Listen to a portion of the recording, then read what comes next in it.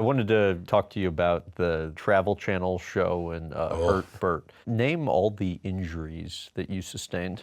Oh, God. I mean, the worst one was I fell off a waterfall.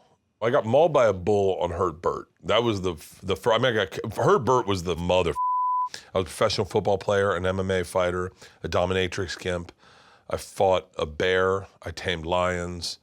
I swam with great white sharks out of the cage. That was like the craziest. That was the craziest life experience. And then on Bert the Conqueror, I did crazy once in a lifetime events and rode roller coasters. And I started getting PTSD then. I didn't know I was getting it because I just thought you had to go to war to get PTSD. I didn't realize that, it can just be bad that happens to you. You ended up going to therapy for it. I had to go to therapy. Everything happens. I mean, we're talking 4 years of a show, and then on the final episode, I fall off a waterfall, dropped 20 feet onto my back onto a rock, had to crawl out like on my hands and knees out of a ravine 210 feet. It was bad. I got hooked on oxys and Valium right after that. Like, I was just eating them because this is before the real opioid crisis. Anyone's honest. And so the doctor says, take one every 4 hours, take a Valium and an oxy every 4 hours. I did.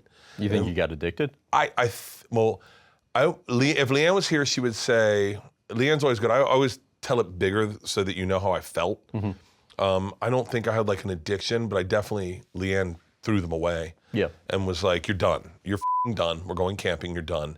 And that week, I definitely experienced withdrawals because I said some really nasty things to her. Like to this day, if they come up, we both laugh, and she goes, "You're lucky." What'd you say? I love you. I can't. I will not. Okay.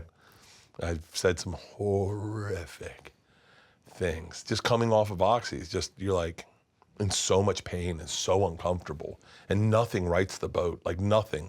As much alcohol as you drink, you're still wanting a fucking pill. Especially Valium and oxys was my mix, and I was on edge.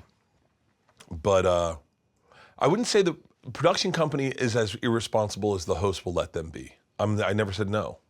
And you were doing crazy once in a lifetime events 3 times a day. How about that AFL concussion? You really want to take a good hit, for real?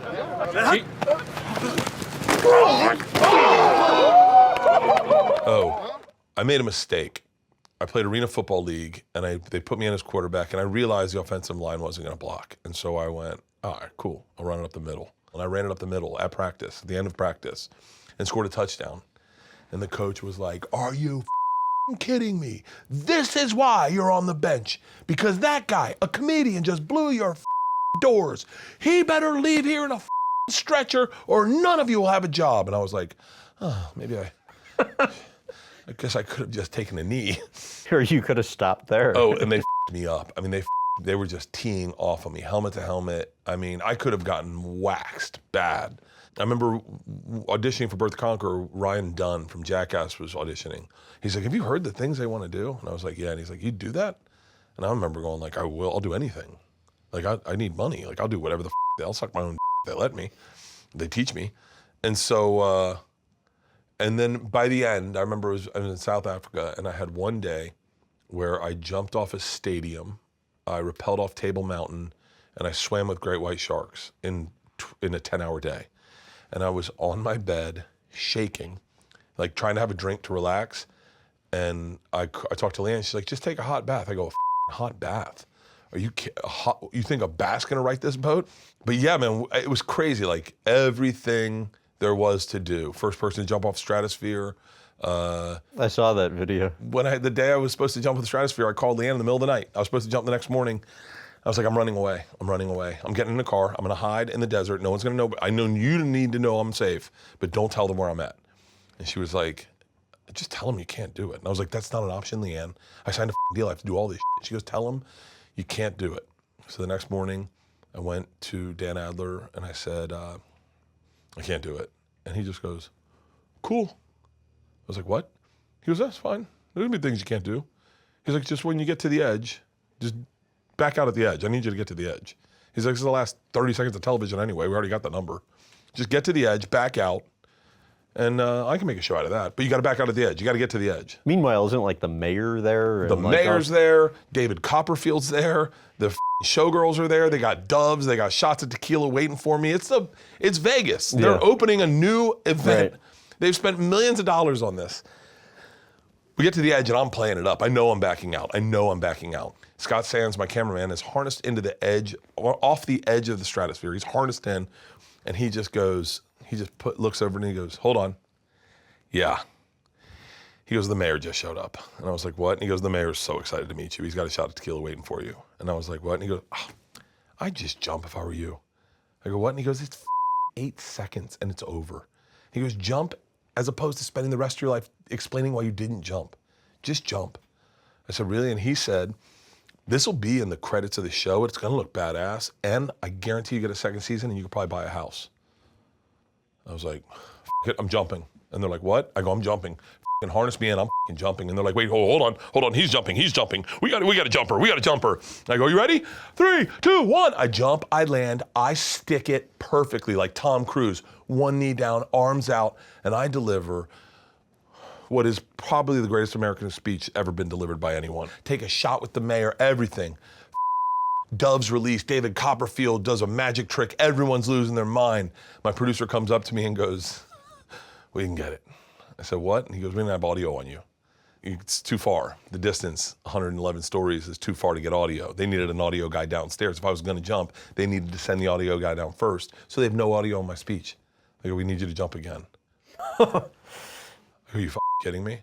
And they're like, I mean, we gotta get the speech. The speech was good, can you redo it? And I was like, got in the elevator, 111 stories back up to the top. Everyone's like, you're going again? And I was like, yeah.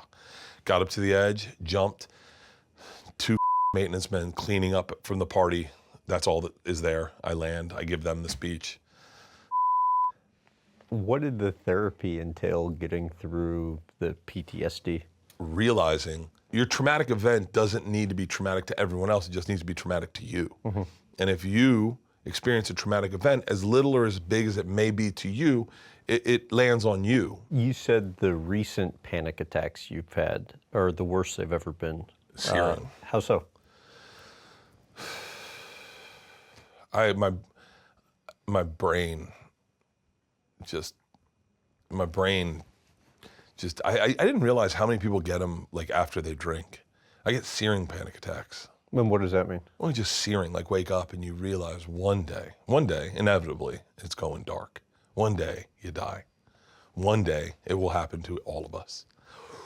It gives me panic just thinking about it. And I think about my death often, a lot.